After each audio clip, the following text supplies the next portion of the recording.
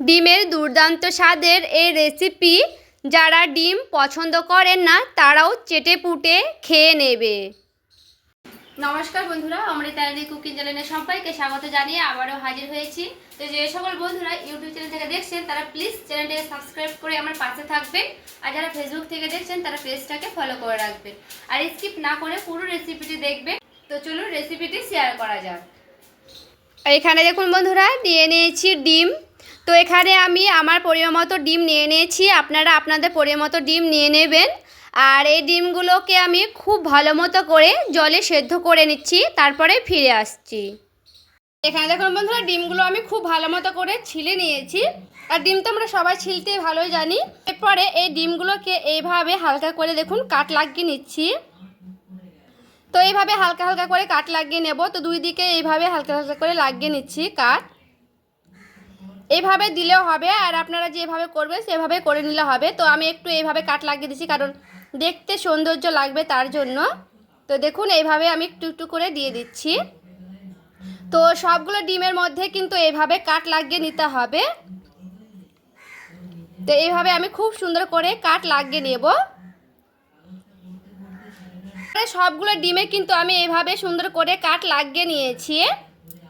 আমি একটা কড়াই বসিয়ে নিলাম। এরপরে কড়াই দিয়ে দিচ্ছি তেল। এরপরে তেলের ওপরে দিয়ে দিচ্ছি হলুদের গুঁড়া, দিয়ে দিচ্ছি অল্প করে লবণ। এরপরে সেই ডিমগুলো একে একে এইভাবে দিয়ে দিচ্ছি।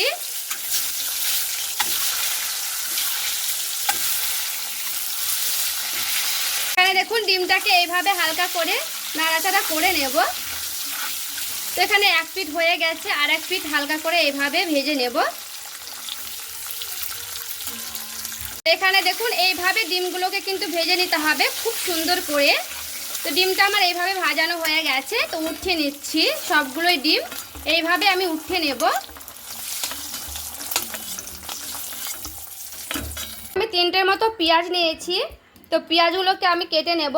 তো প্রথমে আমি পেঁয়াজের মুখটাকে বাদ দিয়ে দিচ্ছি এইভাবে। এরপরে সবগুলোই এইভাবে কিন্তু আমি কেটে নিচ্ছি, মুখগুলোকে আগে দিয়ে খোসাটা ছাড়িয়ে নেব, তারপরে ফিরে আসছি। দেখুন পেঁয়াজগুলোকে ছিলে নিয়ে দেখুন পরিষ্কার করে নিয়ে চলে এসেছি। এরপরে আমি পেঁয়াজগুলো কেটে নিচ্ছি। তো পেঁয়াজটা আমি এইভাবে কাটছি, দেখুন একেবারে মিহি মিহি করে কিন্তু কেটে নিতে হবে পেঁয়াজটাকে, ছোট ছোট করে। যত ছোট ছোট করে কাটবেন তত কিন্তু ভালো লাগবে। তো এইভাবে একেবারে কিন্তু ছোট ছোট করে কেটে নিচ্ছি পেঁয়াজগুলোকে।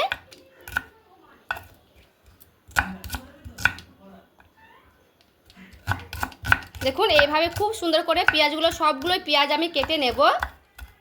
কড়াইয়ে দিয়ে দিচ্ছি অল্প করে তেল। তেলটা তো আমার গরম হয়েই আছে। এখানে দিয়ে দিচ্ছি অল্প করে সাদা জিরে।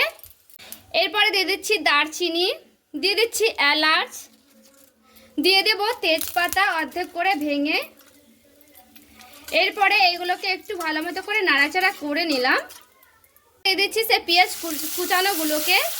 এরপরে পেঁয়াজটাকে খুব সুন্দর করে লাল লাল করে ভেজে নেব। দেখুন পেঁয়াজটাগুলো আমি খুব ভালো মতো করে একেবারে দেখুন লাল লাল করে ভেজে নিয়েছি।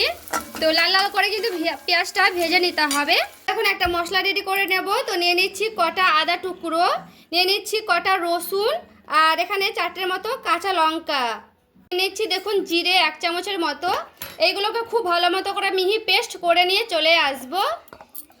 এরপরে সে মশলাটা দিয়ে দিচ্ছি, যেটা আমি মশলা করে রেখেছিলাম। এরপরে মশলাটার সঙ্গে একটু আমি এভাবে নাড়াচাড়া করে নিচ্ছি। দিয়ে দেব স্বাদ মতো লবণ। এরপরে দিয়ে দিচ্ছি হলুদের গুঁড়া, কাশ্মীরি লঙ্কার গুঁড়া। এবারে খুব ভালো মতো করে মশলাটা এইভাবে আমি কষিয়ে নিচ্ছি। এবারে দিয়ে দিচ্ছি টমেটো পেস্ট। একটা গোটা টমেটোকে পেস্ট করে নিয়েছি। এরপরে টমেটো পেস্টটাকে দিয়েও খুব সুন্দর করে এইভাবে নাড়াচাড়া করে নেব। পেঁয়াজটা এখানে আমি মশলাটাকে খুব সুন্দর করে কষিয়ে নিয়েছি। দেখে বুঝতে পারছেন মশলা থেকে তেলগুলো ছেড়ে ছেড়ে গেছে। এখানে মশলাটা খুবই সুন্দর করে কষিয়ে নিতে হবে। দেখুন আমি 2 চামচের মতো টক দই নিয়েছি। তো টক দইটাকে ফেটিয়ে নিয়েছি। এরপরে আমি এখানে দিয়ে দিলাম টক দইয়ের বাটিটা বুলিয়ে একটু জল আমি দিয়ে দিলাম। এরপরে মশলার সঙ্গে সেই টক দইটাও খুব ভালো মতো করে এইভাবে মিশিয়ে নিতে হবে। দেখুন মশলা থেকে খুব সুন্দর তেলগুলো ছেড়ে ছেড়ে গেছে। এরপরে খুব ভালো মতো করে এইভাবে আমি মশলাটা কষিয়ে নিয়েছি। এখানে টক দই ব্যবহার করেছি, তার জন্য চিনিটা একটু বেশি করেই দিতে হবে। চিনিটা দিয়ে একটু ভালো মতো করে এইভাবে আমি আবারও নাড়াচাড়া করে নিলাম। তো এখানে চিনিটা কিন্তু গলে যাবে খুব সুন্দর করে। এরপরে দেখুন মশলাটা খুব সুন্দর করে কষানো হয়ে গেছে। দিয়ে দিচ্ছি জল। এখানে আমি একেবারে সামান্য করে জলটা দিলাম।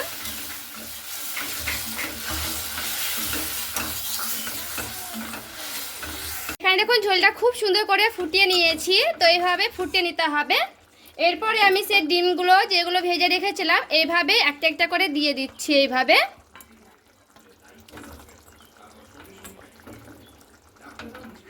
দেখুন সবগুলো ডিম আমি দিয়ে দিয়েছি। এরপরে ডিমটা দিয়ে এইভাবে হালকা করে ফুটিয়ে নেব।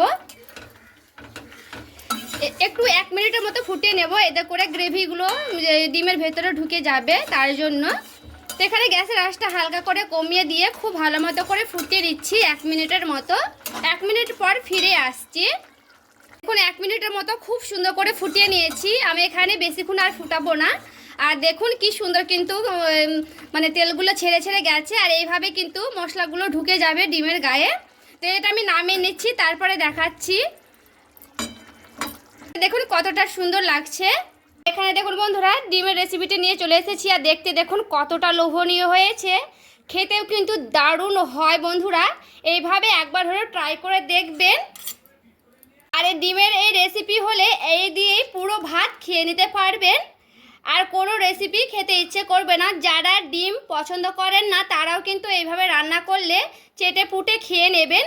তো আজকের এই ডিমের রেসিপিটি কেমন লেগেছে অবশ্যই কমেন্ট করে জানাতে ভুলবেন না। লেগে থাকলে প্লিজ লাইক করবেন, চ্যানেলটিকে সাবস্ক্রাইব করে আমার পাশেই থাকবেন।